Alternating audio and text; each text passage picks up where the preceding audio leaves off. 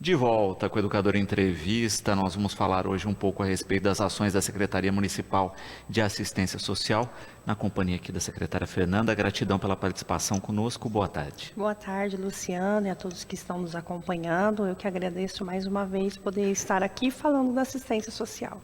Também com a Aline, diretora de Proteção Social Básica, gratidão pela participação. Boa tarde, Luciano. Boa tarde a todos os nossos telespectadores. É sempre uma alegria estar aqui com vocês. Bom, queria iniciar justamente pela distribuição do trabalho na secretaria, né? Porque muitas vezes as pessoas não compreendem, né, Fernanda, a dinâmica da estrutura e que tem, de fato, todo um organograma funcional. Exatamente, Luciano. A assistência social ela é composta pela proteção social especial, proteção social básica e o CAD único. Então, a Aline é a diretora da proteção social básica, que compõe os CRAS, né, o Centro de Referência da Assistência Social, nós temos 3. As organizações que ofertam os serviços da básica, né, e a gente tem a DEPAB com o serviço de convênio e fortalecimento de vínculo, a BADEF com o serviço no domicílio para pessoa com deficiência e pessoas idosas. Na especial, nós temos o CREAS, que é o Centro de Referência Especializado, que nós temos um CREAS, que é na Rua Paraná, e ele atende pessoas já com a situação de violação de direitos, violência doméstica, violência contra a criança, né? O acompanhamento de adolescentes em medidas socioeducativas, pessoas em situação de rua. E as entidades também. Aí nós temos a parceria com a DEPAB, que oferta medidas socioeducativas, com a PAI, Unidade Referenciada e Centro-Dia, a Especial, Acolhimento, que é a execução direta, e as entidades também, que aí nós temos a Divina Misericórdia, que oferta residência inclusiva para pessoa com deficiência, e a LPI, que é a Instituição de Longa Permanência, que oferta atendimento para pessoa idosa com vínculos rompidos, sem um amparo familiar. Então, é aquela pessoa idosa que não tem vínculos com nenhum familiar, não tem nenhum familiar, porque a responsabilidade primeira é da família, né? Então, vem para o Estado quando não tem esse familiar, ou esse familiar não tem essa condição de cuidar. Que o nosso diretor é o Dr. Claré. Tá? E o CAD único, que o nosso gestor é o Caio, e faz todo o gerenciamento do cadastro único no âmbito municipal, de benefícios do Estado e agora os nossos benefícios nosso benefício de transferência de renda municipal também, ele que é a nossa referência. Muito bom. É bom entender a dimensão da dinâmica, né, Aline? Porque muitas vezes as pessoas acabam procurando o atendimento ou o serviço no lugar errado. Sim, é muito importante a gente levar essas informações, esclarecer, né? Porque a assistência social tem as suas repartições, as suas distribuições de execução de serviços para atendimento na população. A gente olha para a proteção social básica, a porta de entrada são os CRAS, né? Que hoje nós estamos com 3 no nosso município, que é a porta de entrada para que a população tenha acesso a qualquer direito socioassistencial, né? E como muito bem a Fernanda disse, nós temos o CREAS e temos o Cadastro Único, que é a central dos nossos benefícios. Então, e hoje nós trabalhamos em uma política pública, assim, a assistência social tem funcionado de forma muito organizada, de forma descentralizada, de forma orgânica, para conseguir atender a população da melhor maneira possível. Exatamente. E é interessante também destacar, né, Fernanda, que são políticas de Estado, não é? No sentido prático, muitas vezes a pessoa questiona, mas por que não tem mais CRAS? Não é? Por que a estrutura funciona assim? Por que é um CREA só pelo município? Não é? Porque é uma política que ela tem a dimensão preconizada pela esfera federal. Exatamente. Nós temos a Lei Orgânica de Assistência Social, que é a LOAS, de 1993. Posterior a isso, nós temos a Política Nacional de Assistência Social, nós temos a tipificação, que é aquela que vem para normatizar todos os serviços, né, no âmbito nacional.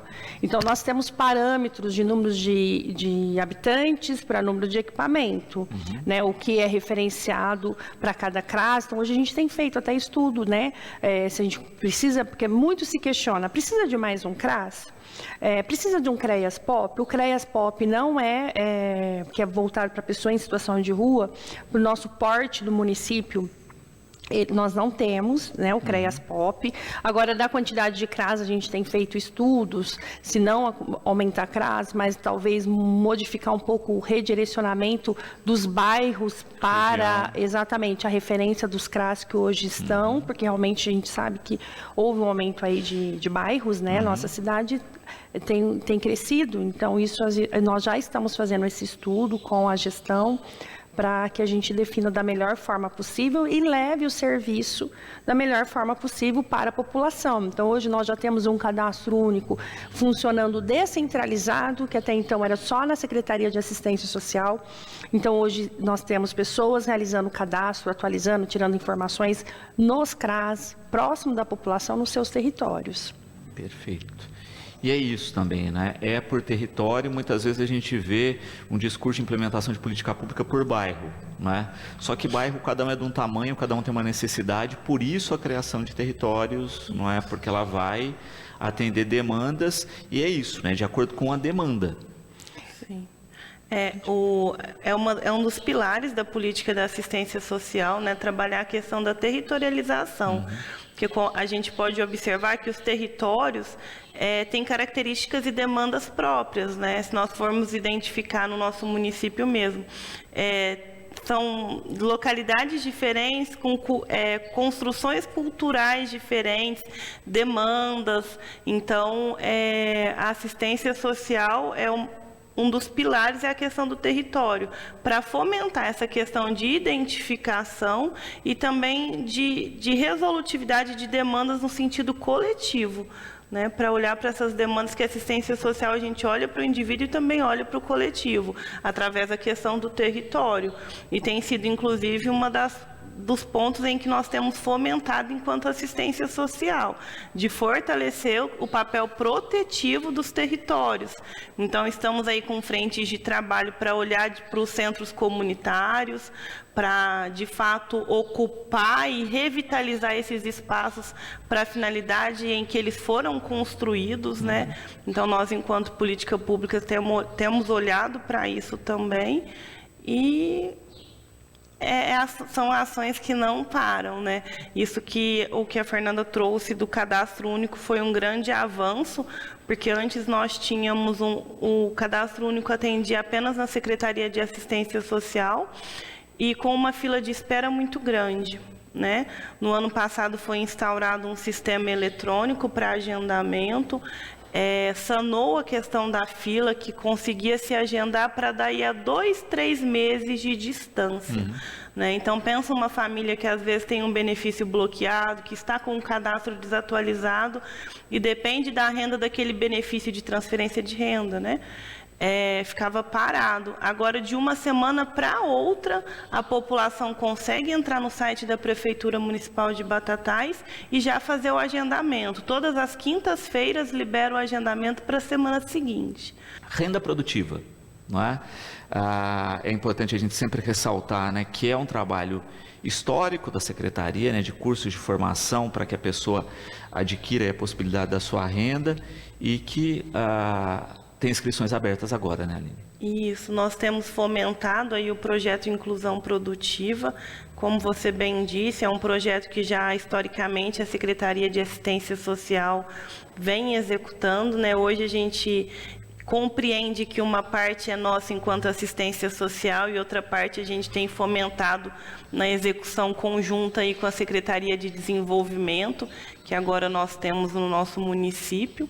E tão logo nós começaremos 3 novas turmas do projeto Inclusão Produtiva, 2 na área de confecção de roupas, então costura reta, overlock, e uma na área de caldeireiro traçador, voltado para a indústria.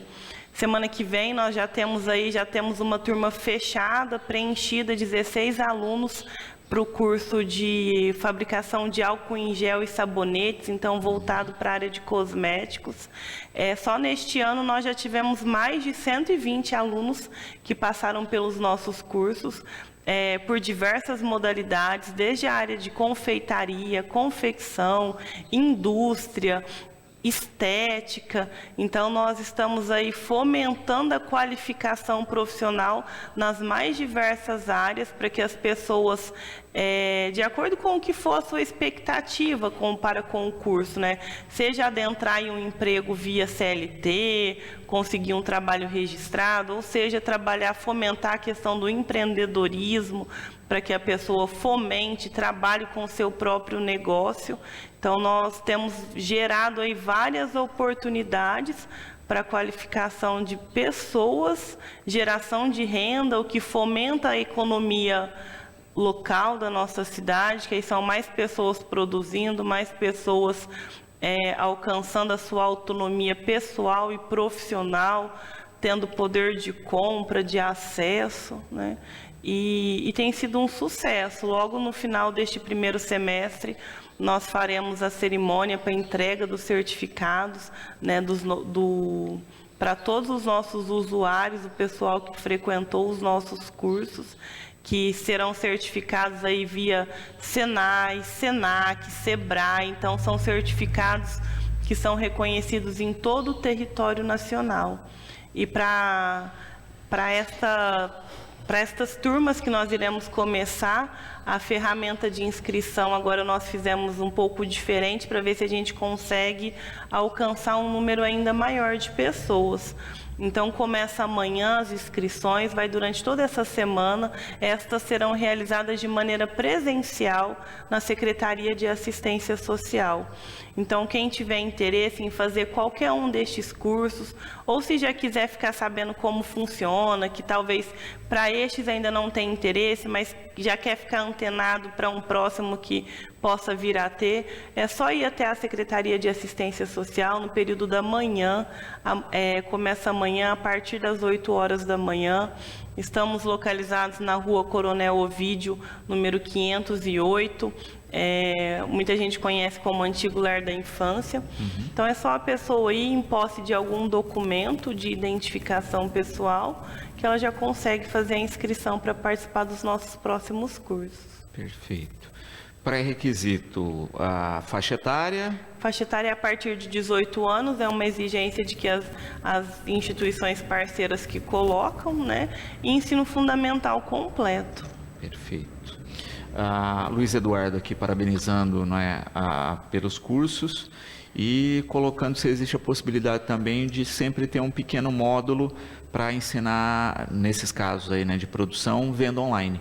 Sim, é uma coisa que depois logo que finaliza as turmas, a gente vai fazendo agrupamentos, e junto com o Sebrae tem cursos direcionados para a questão do marketing, publicidade e financeiro, para a pessoa conseguir colocar preço naquilo em que ela está produzindo, né, de modo em que ela tenha o seu lucro, coloque um preço justo e de mercado, para que ela consiga comercializar o que ela está produzindo. E aí, com isso, a gente consegue fechar, né? As pessoas adquirem o conhecimento teórico, conhecimento prático para aquela determinada finalidade em que ele tem interesse, e depois vem esse complemento na parte de financeira e de marketing e publicidade. Perfeito. E é interessante pensar nisso, né, Fernanda, que a gente tem dois caminhos aí, né? Um das demandas do próprio município, não é? Que a gente percebe, né, caldeiraria, por exemplo, etc., né, que são necessidades, né, das indústrias locais, parte de costura sempre presente, etc., mas ao mesmo tempo o viés do empreendedorismo também para quem quer, né, fazer o seu próprio negócio. Exatamente, né? Os cursos, eles têm esse olhar tanto para o trabalho formal como para o empreendedorismo. E é importante ressaltar que nós temos um plano municipal da inclusão produtiva, que foi elaborado em conjunto, né, da Secretaria, o Sebrae, a ACE, e a ACE fez os apontamentos, né, diante dos dados que ela possui, quais eram as demandas necessárias no nosso município, o que o mercado conseguiria e precisaria de mão de obra. Então, esses da parte industrial, né, o eletricista, que já está finalizando a turma, auxiliar de eletricista, agora o caldeireiro, o traçador, é uma demanda nossa, municipal, que acaba trazendo profissionais de fora para ocupar esses cargos. Então, nós investimos, são cursos que foram adquiridos com recurso né, de emendas do governo federal, mas um investimento nesse sentido. Então, nós já estamos agora atualizando esse plano, trabalhando para atualizar esse plano, quais são as novas necessidades para o próximo ano, para que a gente possa adquirir os cursos de acordo com a necessidade do nosso mercado para aquecer, né, a nossa economia e qualificar a nossa mão de obra, né? E o Sebrae dá esse suporte para essa questão do empreendedorismo. E nós temos pessoas que fizeram o de costura, que já estão costurando em casa, abriram ateliê, pessoas que fizeram de alimentos e já estão fazendo alimentos, né, de forma empreendendo mesmo, né? Sem um trabalho CLT.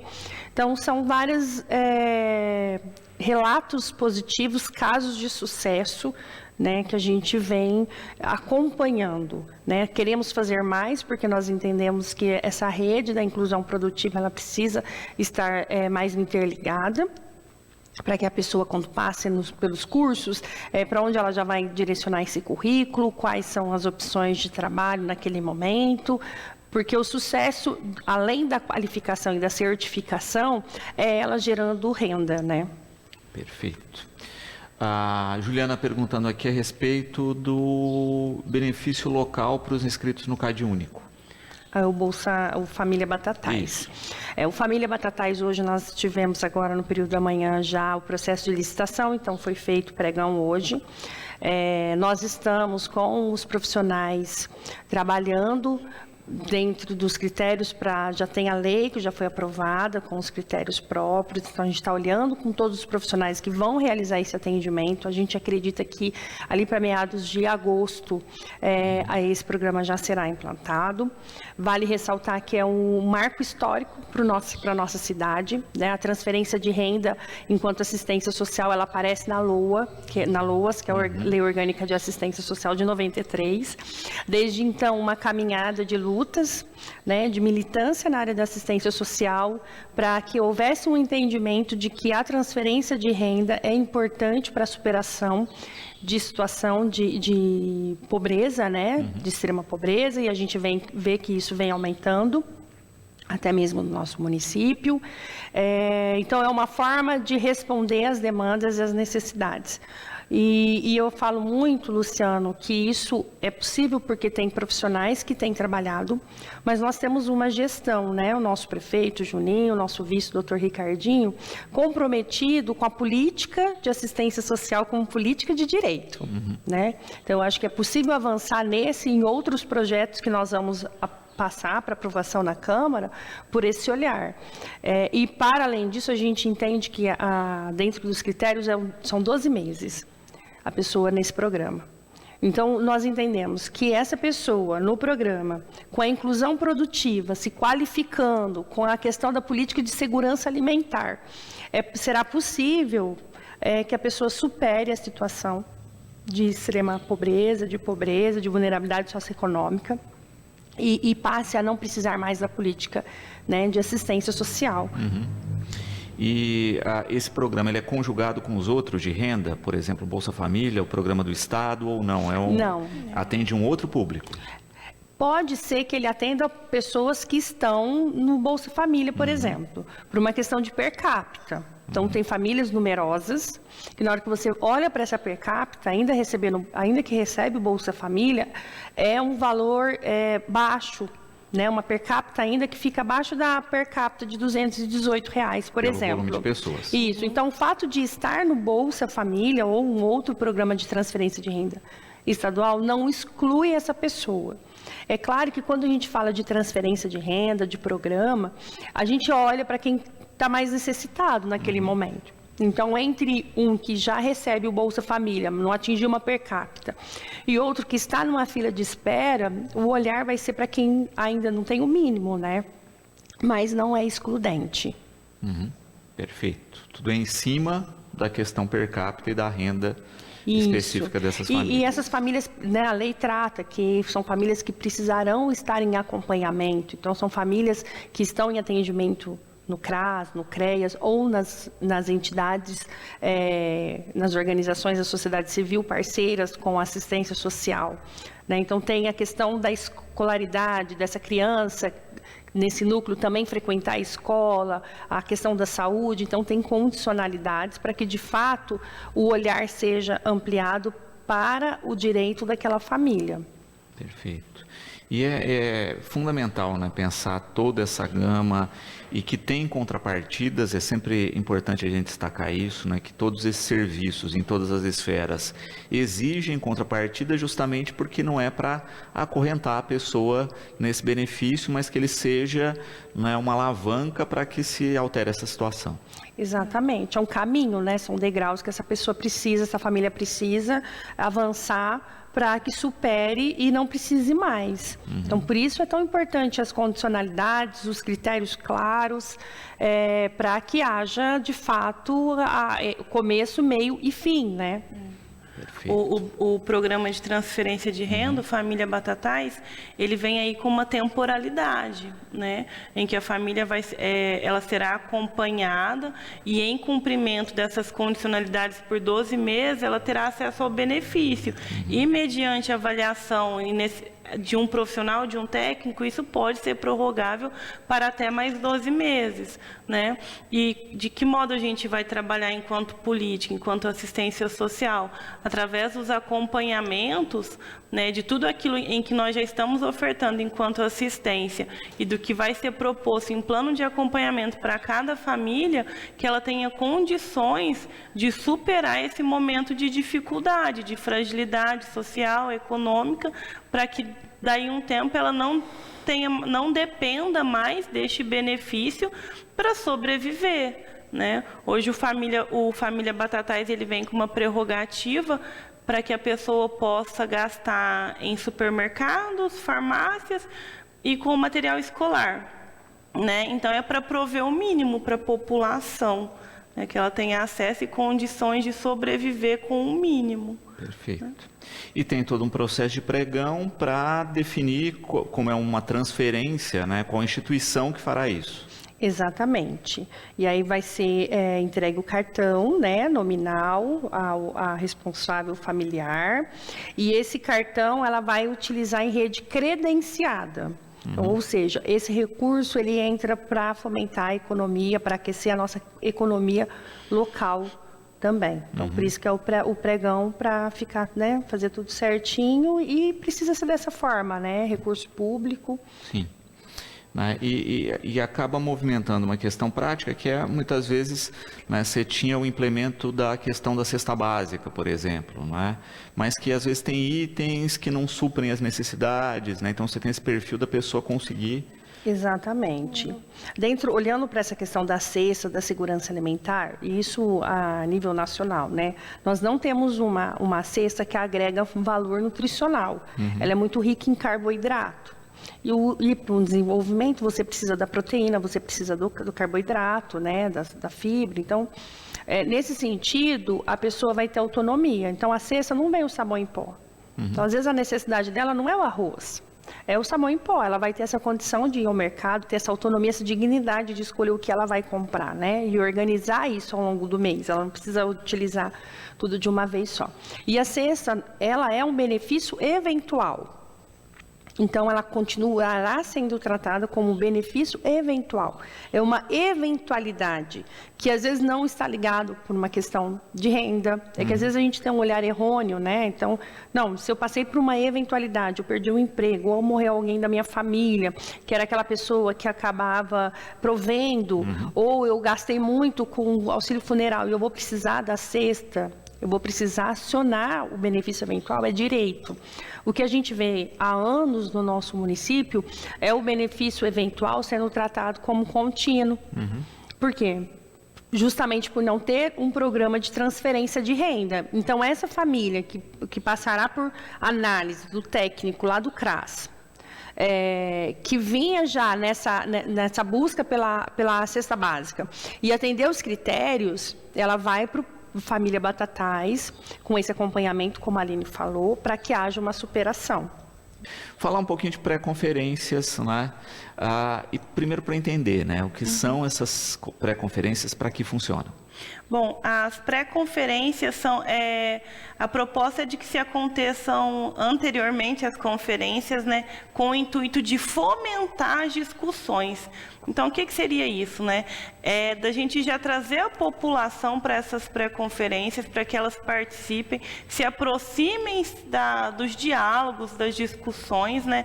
De modo que quando chegar na conferência, elas já tenham condições de deliberar. O que é deliberar? Propor, votar, né, políticas públicas para aquela determinada área, né? Igual nós agora no dia 15 de junho, nós teremos as nossas primeiras pré-conferências de assistência social. Então, nós teremos pré-conferências que acontecerão nos CRAS, então nós vamos ter no CRAS Vila Lídia, no CRAS Santa Luísa, no CRAS da Vila Cruzeiro e teremos na APAI. Todas serão no dia 15, a partir das 8 horas da manhã, com temáticas diversas, dentre elas financiamento, serviços, programas, projetos, articulação entre os serviços, benefícios de transferência de renda.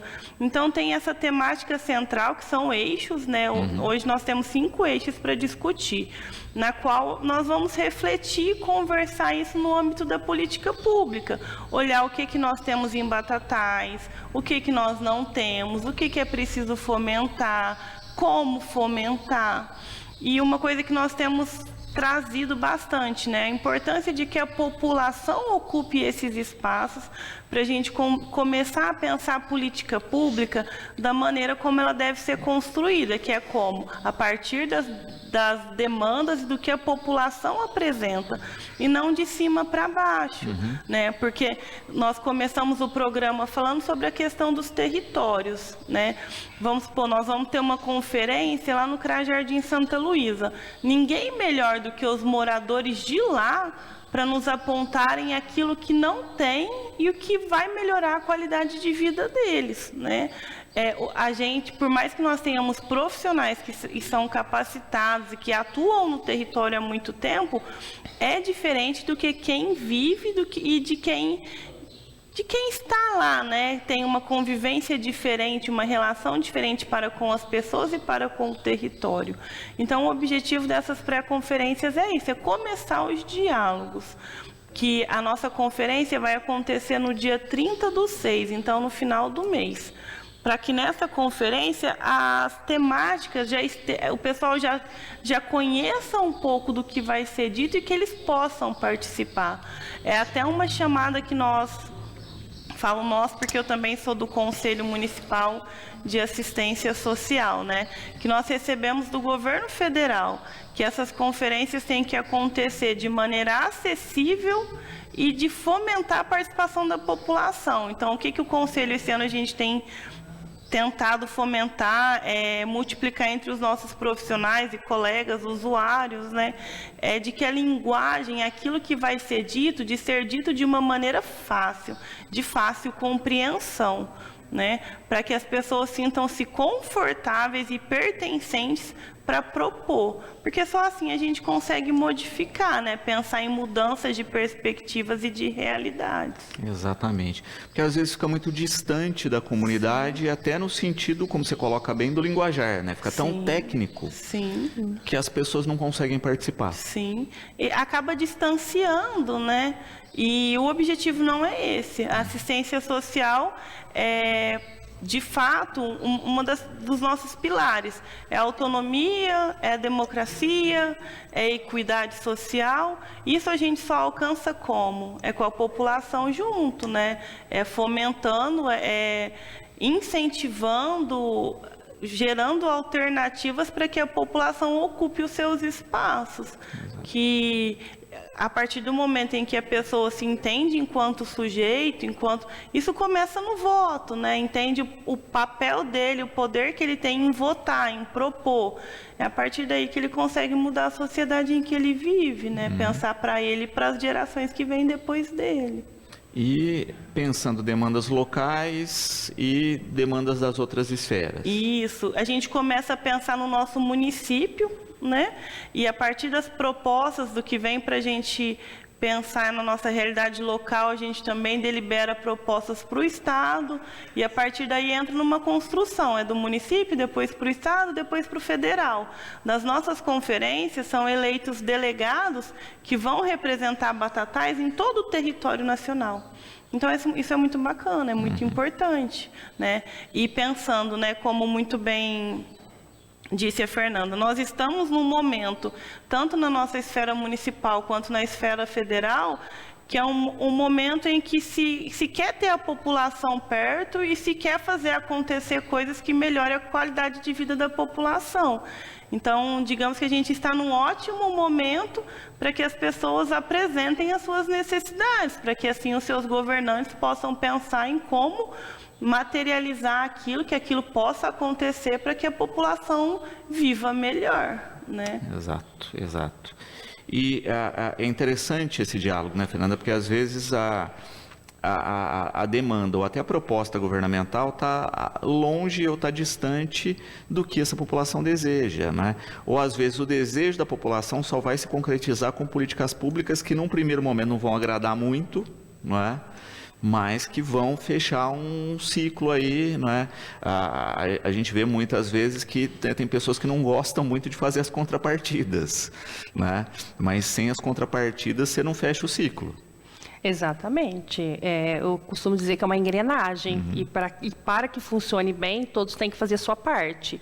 Então, a política pública ela precisa chegar onde há uma carência, né? Vamos pensar dessa forma.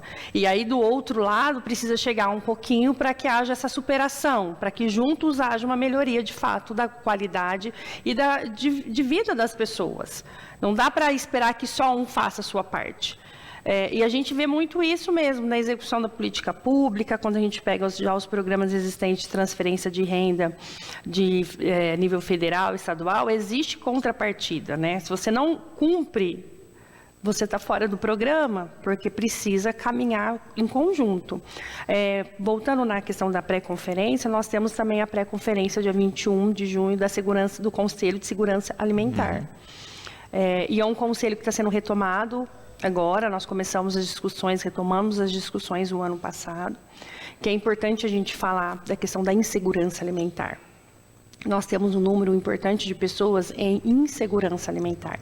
Isso não significa que essa pessoa está sem alimento em casa. Isso significa que o que ela tem de alimento é insuficiente, né? O que ela tem de recurso é insuficiente para que ela possa prover a subsistência no mês da sua família. Então, viver em insegurança alimentar causa estresse, né? Isso é muito ruim. A disposição para o trabalho, para um curso, ou para cumprir as condicionalidades. É por isso que eu vejo hoje a gente trabalhando de uma forma integral e integrada mesmo, para que todas as ações dentro da política pública de assistência social, elas se convergem em resultados positivos e assertivos para que haja, de fato, uma mudança daquela realidade. E isso só é possível, como bem a Aline colocou, com a participação social. Porque quem vai nos apontar, de fato, o que é necessário é a população. Ainda que às vezes a gente leve um tempo para conseguir materializar, é importante que a gente ouça da população, das pessoas que estão precisando do atendimento, a forma e o que elas sentem. Porque é diferente de nós que estamos aqui desse lado operacionalizando a política. A lógica do pensamento e da necessidade, ela é um pouco diferente, porque a gente tem que pensar em toda aquela parte burocrática e administrativa. E quando a gente junta essas realidades dos profissionais, da gestão, da população, é que é possível a gente propor, de fato, políticas públicas que vá ao encontro da necessidade de fato, né, da população. Exatamente, né? E segurança alimentar é um tema amplo, porque às vezes a pessoa tem até o recurso, mas compra errado, né? Gasta mal, né? Então às vezes a gente bate até na informação de segurança alimentar, né? A gente vê aí, né, alguns países com boa parte da população obesa e ao mesmo tempo desnutrida, né? Ou seja, né? Exatamente. Está em insegurança alimentar. Sim, isso acaba sendo uma realidade do nosso país mesmo, né? E o Conselho Municipal de Segurança Alimentar e Nutricional, a gente vem aí fortalecendo as ações e com uma série de propostas nesse sentido de conscientização também da população do que comer, como comer, por que comer, pensando na questão de hortas comunitárias, em como fomentar restaurante popular. Quando a gente fala de fome, isso é muito sério, né? Às vezes a gente pensa que nós estamos no horário de almoço, quando a gente chegou, a gente falou que estava com fome. Mas a gente tem a segurança de que nós vamos comer, né? Às vezes a gente olha para a segurança alimentar, a gente fala de pessoas que não sabem quando vai ser a próxima refeição. De crianças que, se não estão na escola, não têm o que comer, que em casa não têm o que comer. Aí a gente olha, né? Socialmente, tem-se uma cultura assistencialista da cesta básica, que não remedia a situação da insegurança alimentar, né? Agora a gente vem para algo que é histórico, que é o Família Batatais, que vem aí como uma luz, mas que a gente sabe que se a gente não casar ele com outras políticas, também não vai modificar a realidade daquela família. Então, para isso, o que nós estamos fomentando? Outras políticas no sentido da segurança alimentar. E quando a gente fala de segurança alimentar e nutricional, é olhar o prato, né? Se tem cor, como que come. A quantidade do que se come, né? Mas é pensar em como viabilizar isso para as pessoas. Também não adianta ela saber como, mas não ter como comer. Saber o que ela deve comer, mas não tem como comer, né? E o Conselho vem aí com uma frente forte de ações. Nós faremos a nossa pré-conferência no dia 21, faremos no período noturno, na Escola Esther Viana, para que as pessoas possam participar, porque a gente sabe que, às vezes, muitas das ações que a gente propõe é no período diurno, né? E as pessoas trabalham, precisam de trabalhar para sobreviver, né? Então, essa pré-conferência já vem aí num horário noturno, para a gente... Nós acreditamos que a população virá a participar, a somar, né? O Conselho Municipal de Segurança Alimentar é o único conselho de direitos que não é paritário. Ele é 2/3 de sociedade civil. Então, assim, nós temos, acho que, se eu não me engano, salvo engano, 12 cadeiras. Só 4 são de representantes do poder público, né? Aí nós temos 8, entre titulares e suplentes. Mas a maior parte da representatividade é a sociedade civil. Então, por quê? Porque é importante que a população, agricultura familiar, pessoas que são beneficiários dos nossos programas, né, usuários, que eles participem do conselho para fomentar essas ações, né? E a gente tem aí várias metas a serem alcançadas. Sim, a gente tem a questão da cesta verde. Nós fizemos agora o cadastro do município para poder receber recursos do PAA, né, alimentos para poder agregar valor nutricional, né, para as famílias em situação de vulnerabilidade. Estamos estudando a questão do restaurante popular. O Bom Prato a gente não comporta, mas a gente está vendo outras modalidades, porque a gente entende que é necessário, né? Isso é importante, essa pauta. E temos o compromisso de fazer, né? Nós temos um relato, assim, de trabalhar com essa questão, né, da oferta de alimentos, de verduras e legumes, e aí você chegar na casa da família e a família tá lá, legumes perdendo, a verdura perdendo, por quê? Porque ela nunca teve acesso e não sabia fazer. Então a gente tem essa consciência também que dentro das ações do Conselho, a questão dessa consciência, do aprender a preparar, da importância dos alimentos, porque nós temos uma boa parte da população que não sabe fazer porque não tem acesso, e a única refeição balanceada que faz são as crianças que estão na escola, né? Então, no horário que está na escola, é a melhor refeição que ela faz. Então, tudo isso tem nos atravessado nesse sentido, e pessoas muito comprometidas no Conselho, né? Nós temos pequenos agricultores, que aí tem uma experiência, né, muito bacana, essa questão da visão da horta, de como fazer. Então, nós estamos aí com várias ações para acontecer agora no segundo semestre, dentro da segurança alimentar. Fernanda, gratidão pela participação, fica sempre o convite aqui para interagir com os nossos espectadores no programa, e espero realmente, né, que a gente tenha cada vez mais participação da comunidade nessas ações. Nós agradecemos, Luciano, aproveito para desejar uma boa semana para você e para todos que estão nos acompanhando, convidar a população para procurar o seu CRAS de referência. Às vezes eu não preciso acionar o CRAS, mas quero conhecer, quero saber o que tem no meu território. É uma pessoa, às vezes, que não é público da política de assistência social, mas é uma pessoa importante, uma figura importante naquele território, que vai ajudar a fortalecer o território. Então, procure o CRAS da sua região, a secretaria, né, para que junto nós possamos, de fato, fortalecer a política pública. Participe das reuniões dos conselhos, nós temos o Conselho de Assistência, Conselho da Mulher, Conselho da Criança e Adolescente, da Segurança Alimentar. Eu acho que quanto mais o número maior de pessoas participarem, a gente fortalece todas as nossas ações. Muito obrigada. Aline, gratidão, né? Digo mesmo, né? Espero contar sempre com a participação.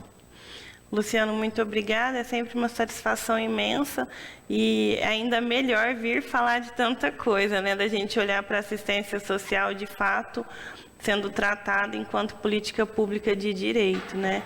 Então é muito bom estar aqui, me coloco à disposição, coloco os nossos equipamentos também à disposição da população. Como bem disse a Fernanda, estamos de portas abertas. A assistência social é uma política pública não contributiva e de direito de quem dela necessitar, né? Então, é sempre muito bom estar aqui levando a informação para a nossa população. Muito obrigada pela oportunidade.